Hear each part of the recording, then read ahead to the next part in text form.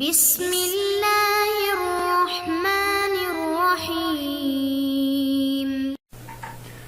بسم اللہ الرحمن الرحیم۔ معزز طلبہ اکرام، اللہ تعالیٰ سے امید ہے کہ آپ سب خیر و عافیت سے ہوں گے۔ ہدایہ اول کا سبق نمبر 13 اور کتاب الطہارات میں آج ہم ایک اور فصل کا آغاز کرتے ہیں، وہ ہے فصل فی الغسل۔ غسل کے احکامات، فرائض، سنن، مستحبات اور غسل کا مکمل طریقہ انشاءاللہ تعالی ذکر کیا جائے گا۔ غسل کے فرائض اور سنن سے متعلق آج انشاءاللہ سب سے پہلے بات کر لیتے ہیں۔ صاحب ہدایہ نے کتاب الطہارات میں سب سے پہلے وضو کو لایا، اس لیے کہ وضو کی ضرورت دن میں 5 مرتبہ کم از کم پڑتی ہے، اور چونکہ اس کے ساتھ زیادہ احکامات اس وجہ سے ذکر کرنا سب سے پہلے ضروری تھا کہ وہ ہر وقت پیش آتے ہیں، اور اس کے مقابلے میں جو غسل ہے وہ اس کے جو احکامات ہیں وہ اتنے زیادہ یعنی ہر دن پیش آنے والے نہیں ہوتے، وہ کچھ دنوں کے بعد مطلب غسل کرنا پڑتا ہے یا حاجت ہوتی ہے، تو یہ کم از کم دن میں 1 مرتبہ اس کی ضرورت پڑتی ہے، تو اس لیے اس کو بھی دوسری مرتبہ ذکر کیا۔ یا یہ بھی کہہ سکتے ہیں کہ غسل وہ چونکہ پورے جسم کا ہوتا ہے، کل کا ہوتا ہے، اور وضو کچھ اجزاء کو دھونا ہوتا ہے، اعضاء کو دھونا ہوتا ہے، تو لہذا جز پہلے ہوتا ہے، کل اس کے بعد پھر ہوتا ہے۔ یہی ہے کہ اللہ تعالیٰ نے آیت میں یا ایھا الذین آمنوا اذا قمتم الى الصلاۃ فاغسلوا وجوہکم وایدیکم میں وضو کو پہلے ذکر فرمایا ہے، تو اللہ تعالیٰ کے اس کلام کے ساتھ مطابقت اور تبرک حاصل کرنے کے لیے اسی مناسبت سے وہ وضو کو پہلے ذکر فرمایا اور اس کے بعد پھر غسل کو ذکر فرمایا۔ تو شروع کرتے ہیں فصل فی الغسل۔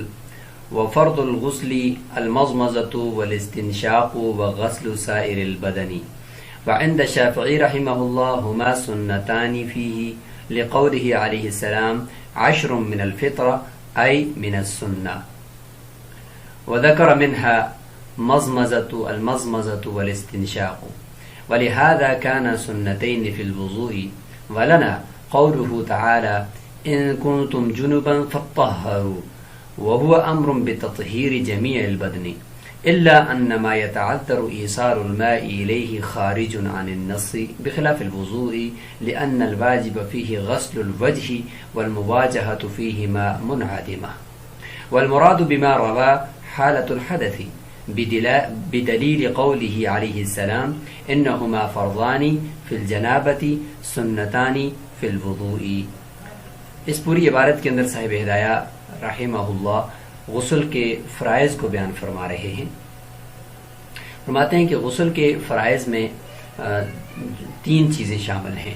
سب سے پہلے فرض الغسل المضمضۃ والاستنشاق، غسل کے فرائض سب سے پہلے منہ کا دھونا، یعنی منہ کے اندر منہ بھر کر کلی کرنا، اس کو مضمضہ کہتے ہیں۔ والاستنشاق، اور ناک کی نرم ہڈی تک اوپر تک پانی کا پہنچانا جہاں تک ممکن ہو، والاستنشاق۔ وغسل سائر البدن، اور پورے جسم کے اوپر سے پانی بہانا اور اس کو تر کرنا۔ یہ 3 فرائض ہیں احناف کے نزدیک۔ امام شافعی رحمہ اللہ فرماتے ہیں وعند الشافعی رحمہ اللہ ہما سنتان فیہ، یعنی مضمضہ منہ کا دھونا یعنی کلی کرنا منہ بھر کر، والاستنشاق اور ناک میں پانی ڈالنا، یہ دونوں یہ سنت ہیں فیہ غسل کے اندر۔ کیوں؟ ان کی نقلی دلیل ہے کہ 10 من الفطرہ، حضور صلی اللہ علیہ وسلم نے فرمایا کہ 10 چیزیں فطرت میں سے ہیں، اور فطرت کا ترجمہ ہے سنت میں سے ہیں، تو اس سے پتہ چلا کہ 10 چیزیں جو ہیں وہ سنت ہیں، ان میں سے مضمضہ بھی ہے اور استنشاق بھی ہے۔ وذکر منها المضمضۃ والاستنشاق، اس میں سے حضور صلی اللہ علیہ وسلم نے مضمضہ اور استنشاق یعنی منہ میں پانی ڈالنا اور منہ کو واش کرنا، اور اس طریقے سے ناک میں پانی ڈال کر اس کو صاف کرنا، اس کو بھی قرار دیا ہے۔ اور اسی طریقے سے امام شافعی رحمہ اللہ کی دلیل یہ بھی ہے کہ وَلِهَذَا كَانَ سُنَّتَيْنِ فِي الْوُضُوءِ، اسی وجہ سے یہ دونوں چیزیں وضو کے اندر بھی سنت ہیں۔ تو یہ امام شافعی رحمۃ اللہ علیہ کی دلیل ہوگی۔ اچھا، حدیث میں جو 10 چیزیں ہیں ان کو بھی ایک نظر دیکھ لیتے ہیں۔ بعض کہتے ہیں کہ ان میں سے 5 چیزوں کا تعلق سر سے ہے اور 5 کا بدن سے ہے۔ 5 جن چیزوں کا تعلق سر سے ہے وہ یہ ہیں: مانگ نکالنا، یعنی بالوں کے درمیان سے مانگ نکالنا کنگھی کے ساتھ، یہ فطرت ہے، سنت میں سے ہے۔ مسواک کرنا، کلی کرنا، ناک میں پانی ڈالنا اور مونچھ کاٹنا. دیکھیے کلی کرنا اور ناک میں پانی ڈالنا اس میں آگے. اور جن چیزوں کا تعلق بدن پورے بدن سے ہے وہی ہے ختنہ کرنا، زیر ناف بال مونڈنا، بغل کے بال اکھاڑنا، ناخن کٹوانا اور پانی سے استنجا کرنا. تو یہ 10 چیزیں ان کے بارے میں فرمایا کہ 10 من الفطرہ، کہ یہ 10 چیزیں فطرت میں سے ہیں. تو یہ امام شافعی رحمۃ اللہ علیہ کی دلیل ہوگی. احناف کی دلیل سب سے پہلے اللہ تعالیٰ کا کلام ہے. وہ فرماتے ہیں ان کنتم جنوبا فطہروا. قرآن میں ہے کہ اگر تم جنبی ہو، یعنی تمہیں اگر انزال ہو گیا ہے اور غسل واجب ہو گیا ہے تمہارے اوپر، تو فطہروا، تو باب تفاعل ہے، تطہروا سے ہے. تو فطہروا جتنا یہ مشدد ہے تو اس کے معنی کے اندر بھی اتنا ہی سختی ہے کہ خوب پاکی حاصل کرو.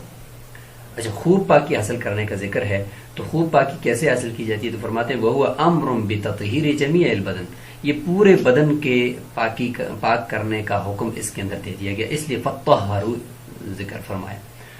اچھا، جمیع بدن کا مطلب ہے کہ جہاں تک پانی پہنچ سکتا ہے، جہاں تک پانی کا پہنچانا ممکن ہے وہاں تک آپ پانی پہنچائیں گے. لہذا فرماتے ہیں کہ جہاں تک پانی پہنچ سکتا ہے وہ ناک میں بھی پانی نرم ہڈی تک اوپر تک پہنچایا جا سکتا ہے، ممکن ہے. اور اسی طریقے سے منہ کے اندر بھی پانی پہنچا کر اس کو واش کرنا ممکن ہے. تو لہذا جہاں تک پانی پہنچانا ممکن ہوگا وہاں تک پانی پہنچائیں گے. الا انما يتعذر ايصال الماء اليه، الا یہ کہ وہ جگہ، وہ مقام جہاں تک پانی کا پہنچانا ممکن نہیں ہے، مطلب شرمگاہ سے اندر پانی کا پہنچانا، کانوں کے بالکل اندر پانی کا پہنچانا یہ ممکن نہیں ہے. جب ممکن نہیں ہے تو خارج عن النص، یہ پھر نص سے خارج ہو جائے گا. بہرحال جہاں تک ممکن ہوگا تو خوب پاکی حاصل کرنی ہوگی. تو اس سے ایک دلیل ہمیں ملتی ہے. بخلاف الوضو، بخلاف وضو کے، اس لیے کہ اس میں فرمایا ہے کہ فغسلوا وجوہکم، اپنے وجہ کو دھو. وجہ کی تحقیق آپ نے خود دیکھ لی کہ وہ چہرے کا حصہ جو سامنے والے کو نظر آتا ہے، تو نظر آنے میں ناک کے اندر کا حصہ تو نظر نہیں آتا، نہ ہی منہ کے اندر کا حصہ نظر آتا ہے. وجہ میں تو اس سے باہر کا جتنا حصہ نظر آتا ہے وہ ذکر کر دیا کہ پیشانی کے بالوں سے لے کر تھوڑی کے نیچے تک، ایک کان کی لو سے لے کر دوسری کان کی لو تک. اس لیے فرمایا کہ لأن الواجب فیہ غسل الوجہ، اس لیے کہ اس میں واجب ہے چہرے کا دھونا، وجہ کا دھونا. اور والمواجہۃ فیہما منعدمۃ، اور ناک کے اندر کا حصہ اور منہ کے اندر کا حصہ، ان دونوں کے اندر مواجہت یعنی سامنے سے نظر آنا جتنے حصے کا وہ منعدم ہے، ظاہر کہ وہ نظر نہیں آتے. تو اس لیے وہ سنت قرار دے دیے گئے وضو کے اندر، اور باقی جو چہرے کو دھونا ہے وہ فرض قرار دے دیا گیا. اور غسل کے اندر چونکہ فطہروا ہے کہ جہاں تک پانی پہنچانا ممکن ہے وہاں تک پانی پہنچاؤ، اس لیے وہاں پر ہم نے فرض قرار دے دی. تو اس لیے وضو کے اوپر جو امام شافعی رحمۃ اللہ اس کو قیاس کرتے ہیں کہ وضو کے اندر سنت ہے کلی اور ناک میں پانی ڈالنا، تو غسل کے اندر بھی ہونے چاہیے، تو ہم نے اس کا یہ فرق واضح کر دیا. والمراد بما روا، اور امام شافعی رحمۃ اللہ علیہ نے جو روایت کی ہے حالت الحدثی، وہ وضو کی حالت کی روایت ہے. بدلیل قولہ علیہ السلام، حضور صلی اللہ علیہ وسلم کے اس قول کی دلیل کے مطابق وہ یہ کہ انہما فرضان فی الجنابۃ سنتان فی الوضوء، کہ یہ دونوں ناک میں پانی ڈالنا اور کلی کرنا یہ دونوں جنابت کی حالت میں فرض ہیں، اور وضو کے اندر اگر آپ کریں گے تو وضو میں یہ سنت ہے. تو اس روایت کو اگر دیکھیں تو اس کے ساتھ امام شافعی رحمۃ اللہ علیہ کی جو 10 من الفطرہ والی روایت کو اگر ملائیں تو اس کو ملانے سے پتہ چلتا ہے کہ 10 من الفطرہ میں جو ذکر کیا گیا ہے ان دونوں کو، تو وہ سنت کے طور پر ذکر کیا گیا ہے، اور وہ وضو کے اندر ذکر کیا گیا ہے، وضو کا ذکر ہے اس میں، اور اس کو ہم وضو میں شامل کریں گے. کیوں؟ اس لیے کہ ادھر ہمارے پاس دوسری روایت آ گئی ہے، وہ یہ کہ جنابت کی حالت میں پھر یہ دونوں فرض ہو جائیں گے. اس سے پتہ چلا کہ یہ فرض ہے. تو بہرحال یہاں تک یہ بات فرائض سے متعلق مکمل ہو چکی ہے، اور اس میں مزمزہ اور استنشاق کا جو اختلاف تھا وہ مکمل ہو گیا الحمدللہ. آگے چلتے ہیں، غسل کی سنتوں سے متعلق بات کرتے ہیں. اور سنت تو وہی ہوتی ہے جو حضور صلی اللہ علیہ وسلم کا مبارک طریقہ ہو، تو وہی طریقہ یہاں پہ ذکر کیا جائے گا. وسنتہ ان یبدأ المغتسل فیغسل یدیہ وفرجہ ويزيل نجاسة إن كانت على بدنه، ثم يتوضأ وضوءه للصلاة إلا رجليه، ثم يفيض الماء على رأسه وسائر جسده 3، ثم يتنحى عن ذلك المكان فيغسل رجليه. هكذا حكت ميمونة رضي الله تعالى عنها اغتسال رسول الله صلى الله عليه وسلم، وإنما يؤخر غسل رجليه لأنهما في مستنقع الماء المستعمل، فلا يفيد الغسل حتى لو كان على لوح لا يؤخر وإنما يبدأ بإزالة النجاسة الحقيقية كي لا تزداد بإصابة الماء. تو یہاں تک غسل کی سنتوں کا ذکر ہے. ترجمہ کرتے ہیں اور حضور صلی اللہ علیہ وسلم کا جو طریقہ ہے وہ بھی یہی طریقہ ہے، حضرت میمونہ رضی اللہ تعالی عنہا سے منقول ہے. تو اس کا ترجمہ کریں گے تو انشاءاللہ بات واسع ہو جائے گی کہ غسل کی سنتیں یہ ہیں کہ ان یبدأ المغتسل، کہ غسل کرنے والا ابتدا کرے سب سے پہلے فیغسل یدیہ، سب سے پہلے اپنے ہاتھوں کو دھوئے، وفرجہ، اور اپنی شرمگاہ کو دھوئے، استنجا کرے. وَيُزِيلَ نَجَاسَةً إِنْ كَانَتْ عَلَى بَدَنِهِ، اور بدن میں اگر کسی جگہ پر کوئی منی یا نجاست لگی ہوئی ہے سب سے پہلے اس کو ظاہر کر دے. ثُمَّ يَتَوَضَّأُ، پھر اس کے بعد وضو کرے، نماز کی طرح کا وضوءَهُ لِلصَّلَاةِ، جس طرح نماز کے اندر وضو کرتے ہیں اس طرح کا وضو کرے. إِلَّا رِجْلَيْهِ، لیکن اپنے پاؤں کو نہ دھوئے. ثُمَّ يُفِيضُ الْمَاءَ عَلَى رَأْسِهِ، پھر اپنے سر کے اوپر پانی بہائے. وسائر جسدہ، ثلاثاً، 3 مرتبہ اپنے پورے جسم کے اوپر پانی بہائے. ثم یتنحى عن ذلك المکان، پھر اس جگہ سے الگ ہو جائے جہاں پہ وہ غسل کر رہا تھا. فیغسل رجلیہ، پھر اپنے پاؤں کو بھی دھوئے. تو یہ قدوری کی عبارت کو یہاں پہ کوٹ کر دیا گیا. اب یہاں پہ اس کی تشریح جو ہوگی اس میں صاحب ہدایہ اپنی بھی کچھ باتیں ذکر فرمائیں گے. ہاکذا حکت میمونہ رضی اللہ عنہا، فرماتے کہ یہی حضرت میمونہ رضی اللہ عنہ کی طرف نے حکایت فرمائی ہے حضور صلی اللہ علیہ وسلم کے غسل کی. اغتسال رسول اللہ صلی اللہ علیہ وسلم، رسول اللہ صلی اللہ علیہ وسلم کے غسل کا یہی طریقہ اور اسی ترتیب سے حضرت میمونہ رضی اللہ عنہا نے ذکر فرمایا ہے. وَإِنَّمَا يُؤَخِّرُ غَسْلَ رِجْلَيْهِ، فرماتے ہیں کہ دونوں پاؤں کو جو فرمایا ہے کہ اس کی دھونے کو مؤخر کرے گا، پہلے وضو کے دوران نہیں دھوئے گا، بعد میں دھوئے گا. اس کی کیا وجہ ہے؟ فرماتے ہیں لِأَنَّهُمَا فِي مُسْتَنْقَعِ الْمَاءِ الْمُسْتَعْمَلِ، اس لیے کہ یہ دونوں پاؤں مائع مستعمل کی جمع ہونے کی جگہ پر ہوتے ہیں. مستنقع مجتمع، کہ جس جگہ میں مستعمل پانی جمع ہوتا ہے نیچے فرش پر، تو اس جگہ پہ چونکہ وہ پاؤں ہوتے ہیں تو لہٰذا اس لیے فرمایا کہ عام طور پر جو پہلے واش روم کے اندر اگر پانی نیچے گرتا ہے اور ادھر ہی پاؤں لگتے ہیں تو اس جگہ پہ چونکہ پاؤں ہوتے ہیں تو لہٰذا ان کو دھونے کا فائدہ نہیں ہے، اس کو آخر میں دھوئے. فلا یفید الغسل، اس لیے پہلے دھونا اس کا کوئی فائدہ دیتا نہیں ہے. حتی لو کان علی لوح، لہٰذا اگر اس کا کوئی حل ہے وہ یہ کہ اگر یہ آدمی غسل کرنے والا کسی تختی کے اوپر کھڑا ہے اور وہ پاک ہے تو پھر ظاہر ہے کہ وہ شروع میں بھی اگر وضو کر لے اور پاؤں کو دھو لے تو لا یؤخر، بعد میں اس کو مؤخر کرنے کی ضرورت نہیں ہے، شروع میں ہی دھو لے، کیونکہ اس صورت میں اس کا پاؤں ناپاک نہیں ہوگا. وَإِنَّمَا يَبْدَأُ بِإِزَالَةِ النَّجَاسَةِ الْحَقِيقِيَّةِ، یہ جو فرمایا تھا کہ نجاست اگر جسم پر لگی ہو تو سب سے پہلے اس کو دور کر دے. نجاست حقیقیہ یعنی نظر آنے والی جو نجاست ہے اس کو دور کر دے. وجہ کیا ہے؟ کہ لَا تَزْدَادَ بِإِصَابَةِ الْمَاءِ، تاکہ پانی پہنچنے کی وجہ سے وہ مزید بڑھ کر پورے جسم کے اوپر نہ پھیل جائے اور پھر اس کی چھینٹیں وغیرہ ادھر ادھر لگ کر کہیں پانی کو ناپاک نہ کر دیں. اس لیے فرمایا کہ اس کو پہلے سے ہی دور کر دیں. وليس على المرأة أن تنقض ضفائرها في الغسل إذا بلغ الماء وصول الشعر، لقوله عليه السلام لأم سلمة رضي الله عنها أما يكفيك إذا بلغ الماء وصول شعرك، وليس عليها بل ضوائبها هو الصحيح لما فيه من الحرج، بخلاف اللحية لأنه لا حرج في إيصال الماء إلى أثنائها. فرماتے ہیں کہ عورت کے اوپر اپنی مینڈیوں کو، بالوں کی جو اس نے مینڈیاں بنائی ہوئی ہیں ان مینڈیوں کو کھولنا یہ اس کے اوپر لازم نہیں ہے غسل کے اندر. کب؟ بشرط ہے کہ اذا بلغ الماء اصول الشعر، کہ بالوں کی جڑوں تک پانی پہنچ پاتا ہو. اتنا ایسی میڈیا ہیں کہ ان کی وجہ سے پانی جو ہے وہ رکتا نہیں ہے، پانی بالوں کی جڑوں تک پہنچتا ہے. تو بار بار چونکہ اس کو غسل اگر شادی شدہ عورت ہے تو اس کو کرنا پڑے گا، تو حرج ہے کہ وہ میڈیاں بنائے گی، پھر کھولے گی، دوسرے دن پھر تیسرے دن کھولے گی، پھر چوتھے دن کھولے گی، پھر بنائے گی، پھر کھولے گی. تو حرج ہے. اگر خاص طور پہ گھنے بال ہوں تو اور بھی زیادہ حرج ہے.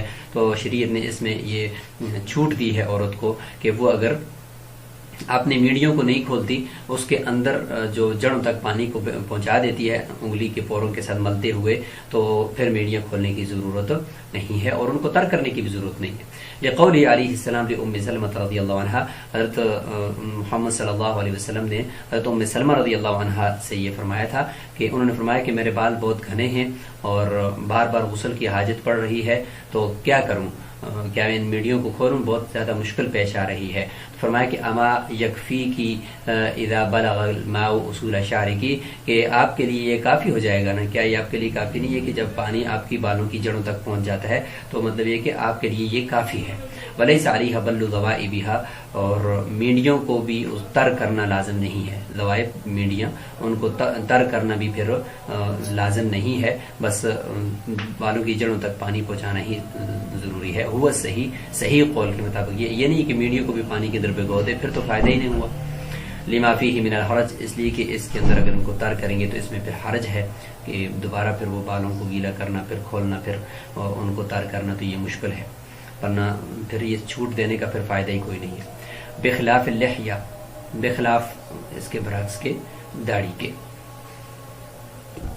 یعنی یہ اشکال ہو سکتا ہے کہ داڑھی اگر گھنی ہو تو اس کے اندر بھی اگر پانی نہ پہنچائیں تو پھر غسل میں اجازت ہونی چاہیے، صرف ظاہری طور پر جو پانی پہنچ کے ٹھیک ہے، جو نیچے داڑھی چہرے سے نیچے لٹک رہی ہے تو وہاں تک پانی اگر نہ پہنچے غسل میں تو اس کی اجازت ہونی چاہیے۔ تو فرماتے ہیں کہ نہیں، اس لیے کہ لأنه لا حرج فی ایصال الماء الى اثنائها، کہ داڑھی کے درمیان کے اندر پانی پہنچانے کے اندر کوئی مشکل نہیں ہے، کوئی حرج نہیں ہے، کیونکہ وہاں میڈیاں تو نہیں بنی ہوئی نا اس کی، بلکہ داڑھی تو کھلی ہوتی ہے، اس لیے اس کے اندر پانی پہنچانے کے اندر کوئی مشکل پیش نہیں آتی۔ مشکل تو تب آتی ہے کہ جب لمبی لمبی اس کی میڑیاں ہوں اور بالوں کو گندا ہوا ہو، تو اس وقت اس کو کھولنے میں پریشانی ہو سکتی ہے، لیکن اس میں پریشانی نہیں ہے۔ اس میں بھی شرط یہ ہے کہ بالوں کی جڑوں تک پانی پہنچانا ضروری ہے، اگر نہیں پہنچ سکتا تو پھر میڑیوں کو کھولنا ہی پڑے گا۔ تو یہاں تک وضو کے فرائض اور وضو کی سنتوں سے متعلق بات ہو چکی ہے۔ انشاءاللہ آگے ہم اگلے لیکچر کے اندر بات کریں گے کہ کن کن اسباب سے غسل فرض ہو جاتا ہے، واجب ہو جاتا ہے، تو انشاءاللہ ان کا تذکرہ کریں گے۔ السلام علیکم ورحمۃ اللہ وبرکاتہ۔